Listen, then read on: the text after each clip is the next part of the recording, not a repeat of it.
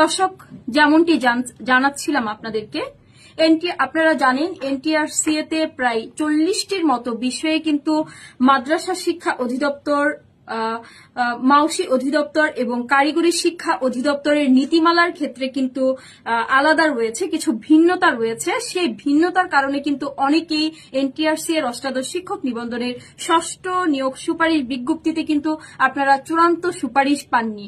অর্থাৎ আপনি যে বিষয়ে রয়েছেন সেই বিষয়ে পদ ফাঁকা থাকা সত্ত্বেও, অর্থাৎ আপনার বিষয়ে পদ ফাঁকা থাকা সত্ত্বেও কিন্তু আপনি সেই বিষয়ে নিয়োগ সুপারিশ প্রাপ্ত হননি। আপনার নাম্বার এবং আপনার যে মেরিট লিস্ট সেটি থাকার পরেও কিন্তু আপনারা কিন্তু নিয়োগ সুপারিশ প্রাপ্ত কিন্তু হননি। এই বিষয়গুলো কিন্তু আপনারা আমাদেরকে দৈনিক শিক্ষার অফিসে আপনারা জানিয়েছেন এবং এই বিষয়গুলো নিয়ে কিন্তু আমরা একাধিকবার মন্ত্রণালয় এবং এনটিআরসি তে আমরা কথা বলেছি। অর্থাৎ এর সঙ্গে যারা সংশ্লিষ্ট মন্ত্রণালয়, মাওসী অধিদপ্তর এবং কারিগরি ও মাদ্রাসা শিক্ষা অধিদপ্তর, আমরা তাদের সঙ্গে এই বিষয়গুলো নিয়ে কথা বলেছি। যেহেতু আপনাদের এই বিষয়গুলোর কারণে আপনারা উত্তীর্ণ হওয়ার পরেও, অর্থাৎ এনটিআরসি এর শিক্ষক নিবন্ধনের যে পর্যায়গুলো রয়েছে সেই ধাপগুলো নিবন্ধনধারী হয়েও আপনারা যারা সুপারিশপ্রাপ্ত হননি তাদের জন্য এনটিআরসি কি ভাবছে, এভাবে সবসময় তো আর এভাবে চলতে পারে না।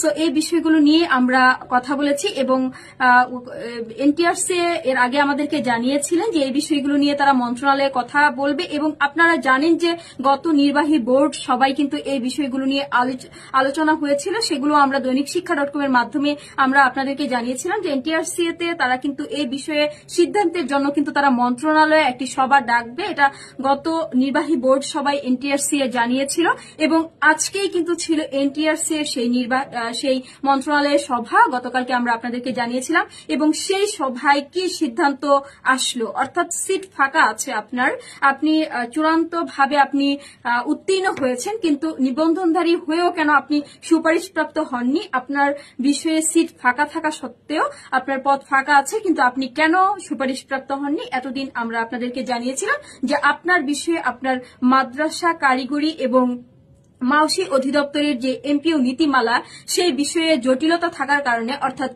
তিন ধরনের থাকার কারণে দেখা যাবে যে আপনাকে সুপারিশ করা হলেও পরবর্তীতে কিন্তু আপনার এমপিও হবে না। সো আপনার জটিলতা থেকে কিন্তু আপনি বের হতে পারলেন না, আপনার সেই জটিলতাটা থেকেই গেল এবং পরবর্তীতে কিন্তু আপনাকে আবারও মাওসী অধিদপ্তর এবং এনটিআরসি বিভিন্ন জায়গায় কিন্তু এই বিষয়গুলো নিয়ে কিন্তু আপনাকে অবশ্যই সবার দাঁড়ে দাঁড়ে দৌড়তে হয়। এটা আমরা এর আগেও দেখেছি, অনেক প্রার্থীদের ক্ষেত্রে আমরা এই বিষয়ে নিবন্ধনধারীদের আমরা দেখেছি। আপনারা জানেন যে এমপিও না হওয়ার যেই একটি যন্ত্রণা সেটা কতটা পোহাতে হয় একজন নিবন্ধনধারীকে। সবগুলো ধাপ পার হয়ে সে যখন শিক্ষকতা পেশায় যোগদান করে এরপরেও তাকে কতটা ঝামেলা পোহাতে হয়। তো সেই বিষয়গুলো কিন্তু বিবেচনা করে এনটিআরসি থেকে মন্ত্রণালয়ে একটি চিঠি পাঠানো হয়েছিল এবং সেই বিষয় নিয়েই কিন্তু আজকে মন্ত্রণালয়ে মিটিং এ যে সিদ্ধান্তটি এলো সেটি অবশ্যই পজিটিভ সিদ্ধান্ত, যেটি আপনারা অবশ্যই সেটি আপনাদের জন্য ভালো হবে। শুধু ষষ্ঠ নিয়োগ সুপারিশ বিজ্ঞপ্তিতে যারা বঞ্চিত হয়েছেন শুধু এটি তাদের জন্যই সুপারিশ নয়, এরপর থেকে যারা এনটিআরসি এর মাধ্যমে শিক্ষক নিবন্ধন পরীক্ষায় অংশ নেবেন তাদের সকলের জন্যই এটা সুখবর। অর্থাৎ দর্শক, আপনাদেরকে যেই বিষয়টি জানাতে চাচ্ছি, বিভিন্ন 3টি অধিদপ্তরের আলাদা নীতিমালা থাকার কারণে পদ ফাঁকা থাকা সাপেক্ষেও, আপনি মেরিট লিস্টে এগিয়ে থাকা সাপেক্ষেও যারা সুপারিশপ্রাপ্ত হননি তাদের বিষয়ে আজকে মন্ত্রণালয়ের যে সিদ্ধান্তটি এলো সেটি হচ্ছে 3 অধিদপ্তরের যোগ্যতা একই করা হয়েছে।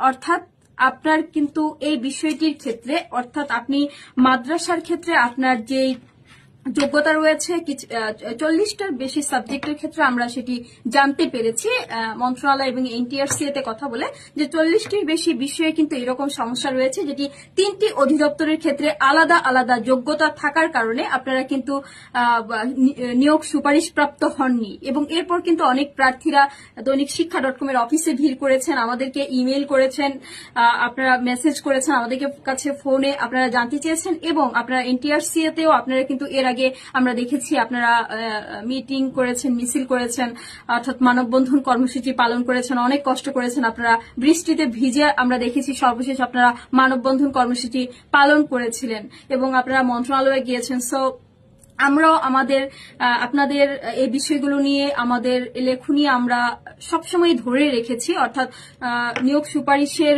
ফলাফল প্রকাশ হওয়ার পর থেকে আপনারা আমাদের কাছে যে বিষয়গুলো বলেছিলেন আমরা প্রত্যেকটা ক্ষেত্রে কিন্তু যেন আপনারা অবশ্যই যারা উত্তীর্ণ হয়েছেন তারা যেন সুপারিশ প্রাপ্ত হন সেই বিষয়গুলো নিয়ে কিন্তু, এবং আপনাদের যে জটিলতাগুলো আছে সেই জটিলতাগুলো কাটিয়ে আপনারা কিভাবে আপনারা সুপারিশ প্রাপ্ত হতে পারেন যেহেতু আপনার বিষয়ে পদ ফাঁকা রয়েছে সেই বিষয়গুলো নিয়ে কিন্তু আমরাও অনেক দৈনিক শিক্ষা.com এবং আমাদের বার্তা আমরা কিন্তু অনেক রিপোর্ট লিখেছি, আপনারা জানেন সেটি সরকারের উচ্চ মহলেও কিন্তু সেটি অবশ্যই সেটি নজরে এসছে।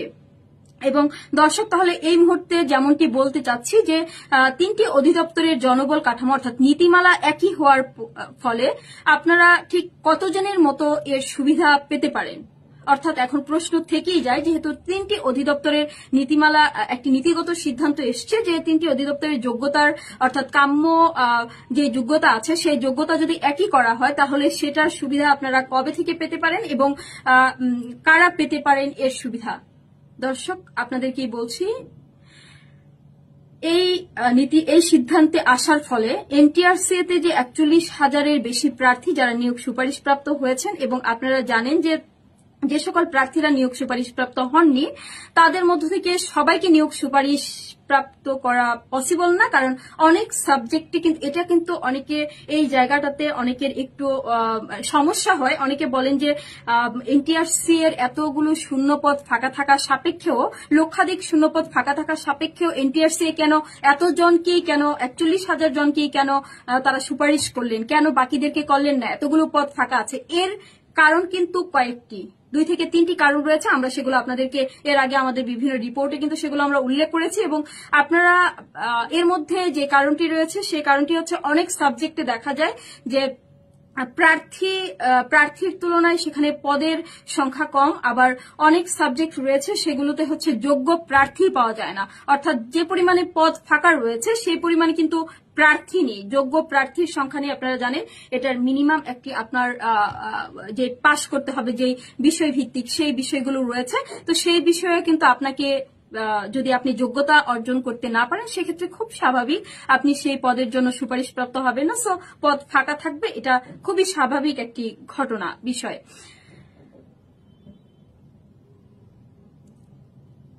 সাবিহা আফরিন রিনি আপু বলছেন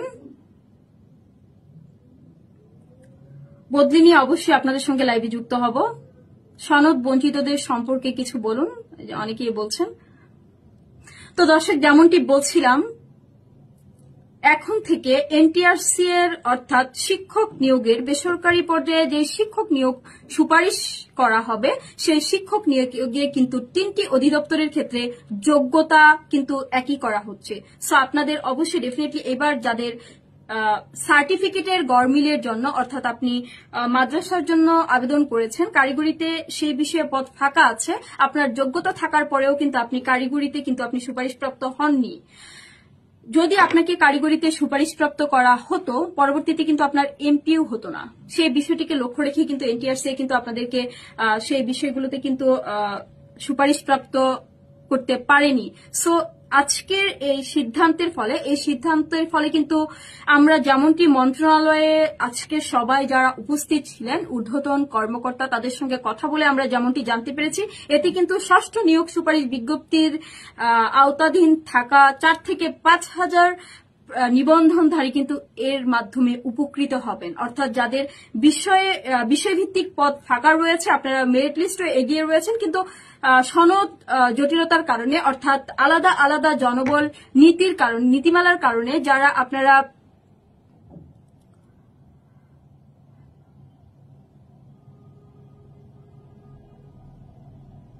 সারোয়ার হোসেন ভাই একটা কমেন্ট করেছেন, অবশ্যই ভুল পদে সুপারিশপ্রাপ্তদের বিষয়ে অবশ্যই আপনাদের সঙ্গে কথা হবে।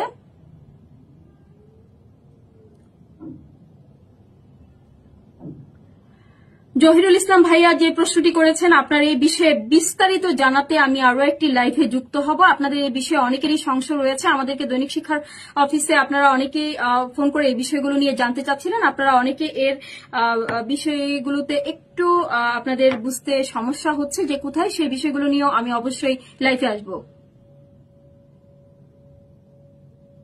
অবশ্যই আসনের থেকে বেশি সংখ্যক প্রার্থীকে পাশ করাতে হয়, কারণ অনেক প্রার্থী আছে যারা যোগদান করেন না পরবর্তীতে, এবং এটার কিন্তু একটি নির্দিষ্ট সীমা থাকে যে কত সংখ্যক প্রার্থীকে কোন সিটের বিপরীতে। এটাই আপনাদেরকে আমরা বলছিলাম যে সিটের বিপরীতে প্রার্থীদেরকে পাশ করানো হয়, কারণ সামহাও সেখানে যোগদান করলো না বা সেই পদটি শূন্য থেকে গেল, তখন কিন্তু যাদেরকে সেখান থেকে কিন্তু তাদেরকে নেওয়া যায়। আপনারা জানেন যে উত্তীর্ণ সবাই কিন্তু যোগদান করেন না, কারণ একই সময়ে দেখা যায় যে প্রার্থীর যদি মনে হয় যে না তিনি এই চাকরিতে যোগদান করবেন না, অন্য একটি চাকরিতে যোগদান করবেন, বা অনেক সময় পছন্দ মতো তাদের মেধাক্রম অনুসারে পছন্দ মতো প্রতিষ্ঠান তারা পান না, তখন কিন্তু তারা সেখানে কিন্তু যোগদান করেন না। সেক্ষেত্রে কিন্তু এনটিআরসি এর কিন্তু এটাই সকল চাকুরির ক্ষেত্রে আমরা বিষয়টি দেখেছি।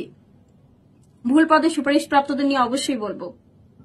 বিশেষ গণবিজ্ঞপ্তি নিয়ে কিছু বলুন। বিশেষ গণবিজ্ঞপ্তি নিয়ে আপাতত আমি আপনাদেরকে যে বিষয়টি আজকে মন্ত্রণালয়ের সিদ্ধান্ত এসছে সেটি কোন প্রক্রিয়ায় নিবে সেটি পরের কথা, কিন্তু আপাতত যে বিষয়টি সিদ্ধান্তে উপনীত হয়েছে এনটিআরসি মন্ত্রণালয় এবং এনটিআরসি, সেটি হচ্ছে 40টির বেশি বিষয়ে যারা জটিলতা ছিল 3টি অধিদপ্তরের ক্ষেত্রে, সেই 3টি অধিদপ্তরে কিন্তু এখন থেকে একই নীতিমালায় আসছে, এবং এখন থেকে কিন্তু আর এই সমস্যাটা থাকছে না যে আপনার সিট ফাঁকা আছে, আপনাকে কেন সেই পদটাতে আপনাকে দেয়া হলো না।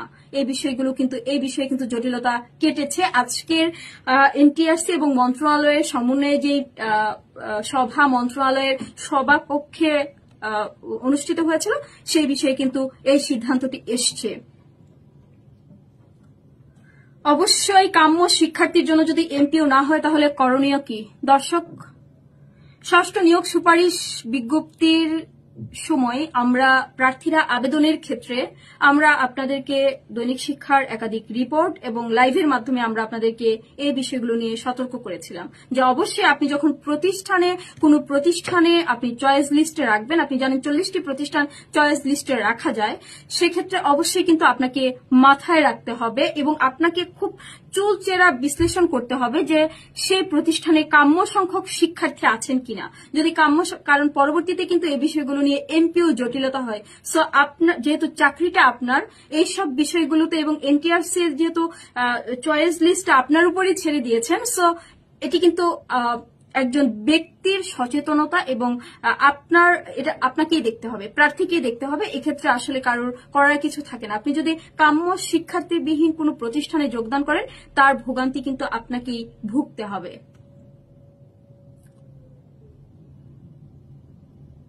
আহমদুল্লাহ ভাইয়া জানতে চেয়েছেন পদ যুক্ত হবে কিনা, অর্থাৎ আপনারা জানেন ইতিমধ্যে এনটিআরসি এর যোগদানের যেই সময় সেটিও শেষ হয়েছে এবং যোগদানের সময় শেষে সেখানে কিন্তু দেখা যাবে কত সংখ্যক প্রার্থী যোগদান করেননি এবং বিভিন্ন বিষয়ের কিন্তু যারা আমি আগেও বলছি, বারবার বলছি যে বিভিন্ন বিষয়ের যারা এখন পর্যন্ত উত্তীর্ণ হয়েও যারা সুপারিশপ্রাপ্ত হননি, অর্থাৎ তাদের বিষয়ভিত্তিক জটিলতার কারণে তাদের মধ্য থেকে আশা করা যাচ্ছে 4 থেকে 5,000 জন প্রার্থী কিন্তু সেই বিষয়ে কিন্তু তারা সুপারিশপ্রাপ্ত হবেন, যেহেতু 3টা অধিদপ্তরের নীতিমালার ক্ষেত্রে একই করা হচ্ছে। তবে অবশ্যই সেই ক্ষেত্রে কিন্তু অবশ্যই আপনাদেরকে ধৈর্য ধরতে হবে। আমরা আগেই বলেছিলাম, প্রথম থেকেই বলেছিলাম যে অবশ্যই আপনারা ধৈর্য ধারণ করুন। আমরা এই বিষয়গুলো নিয়ে আমরা উচ্চমহলে কথা বলেছি, আমরা ঊর্ধ্বতন কর্মকর্তাদের সঙ্গে এই বিষয়গুলো নিয়ে কথা বলেছি এবং তারা কিন্তু আমাদেরকে এই বিষয়গুলোই জানিয়েছেন।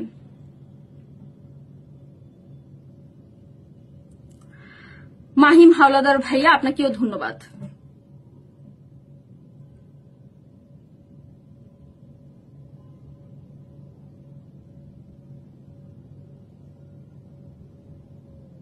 জি, এরকম অনেকেরই হয়েছে পদ না থাকা সাপেক্ষে। অনেকে বলেন যে অনেকে 80 পেয়েও হচ্ছে যে সাবজেক্টগুলো তার চয়েস লিস্টের শেষে ছিল সেই সাবজেক্টে চান্স পেয়েছে, অনেকে 60 পেয়েও ভালো প্রতিষ্ঠানে চান্স পেয়েছে, এর সুপারিশপ্রাপ্ত হয়েছে। এই বিষয়গুলো বলেন। আসলে এর ক্ষেত্রে কিন্তু সাবজেক্ট ম্যাটার করে, অর্থাৎ আপনার বিষয়ে কতটা পদ ফাঁকা আছে এবং সেই সাবজেক্টে প্রার্থীর সর্বোচ্চ মার্কস কত, এই বিষয়গুলো কিন্তু অবশ্যই সেখানে ভ্যারি করে।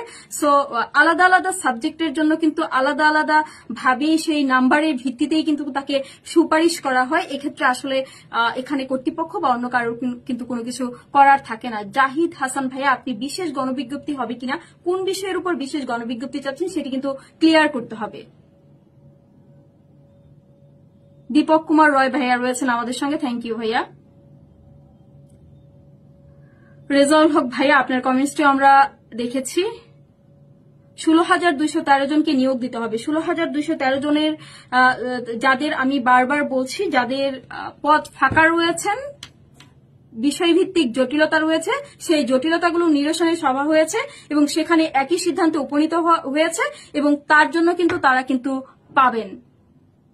ভুল পদে সুপারিশপ্রাপ্তদের কি হবে? আমরা বারবার বলেছি, এর আগে আমরা রিপোর্টের মাধ্যমে জানিয়েছি, ভুল পদে যারা সুপারিশপ্রাপ্ত হয়েছেন তাদেরকে আমরা এনটিআরসিএ কে জানাতে বলেছি। এনটিআরসিএ তে আপনারা আবেদন করুন এবং আমরা কিন্তু আপনাদের সঙ্গে আছি।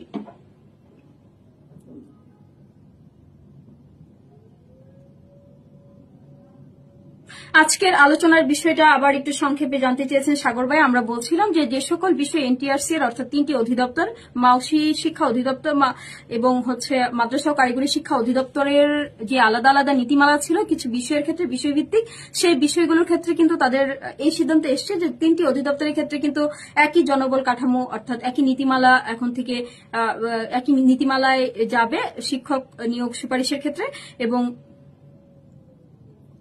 যে বিষয়ে পদ ফাঁকা থাকবে সেই বিষয়গুলোতেই কিন্তু সেটি গণবিজ্ঞপ্তি হবে কিনা বিশেষ, সেটি কিন্তু এখনো ক্লিয়ার না। অর্থাৎ এনটিআরসি এখন সিদ্ধান্ত নেবে, যেহেতু 3টা অধিদপ্তরের নীতিমালা একই এসছে, একই পর্যায়ে দাঁড়িয়েছে, সেক্ষেত্রে এখন সে যে 4 থেকে 5,000 জন যারা বিষয়ভিত্তিক জটিলতায় আটকে আছেন তাদেরকে কিভাবে নিয়োগ সুপারিশ করা যায় সেটি এখন মন্ত্রণালয় এবং এনটিআরসি সেই বিষয়গুলো নিয়ে আবার কথা বলবে। দৈনিক শিক্ষা .com-এর সঙ্গেই থাকুন, আমরা সবার আগে আপনাদেরকে জানাবো।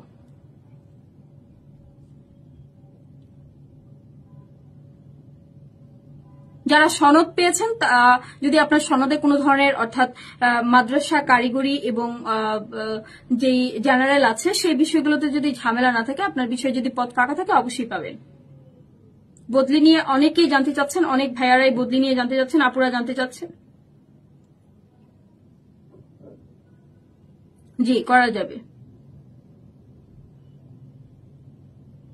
19তমর সাথে নয় এমনটি আমরা জানতে পেরেছি। 19তমর সাথে নয়, 19তম টোটাল আলাদা একটা প্রক্রিয়া, আপনারা জানেন।